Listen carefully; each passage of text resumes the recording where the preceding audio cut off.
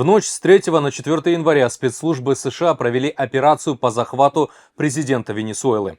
В сети появились кадры Николаса Мадуро в спортивке, тапочках и наручниках.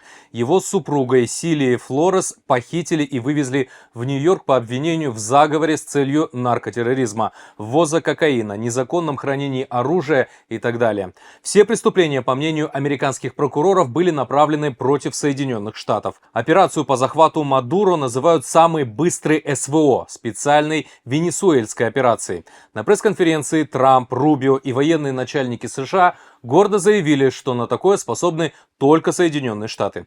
Вся операция заняла чуть более 3 часов, но готовились к ней полгода. Летом 2025-го отношения между Венесуэлой и США резко обострились. Белый дом обвинял власти Каракаса и лично Мадуро в наркотрафике.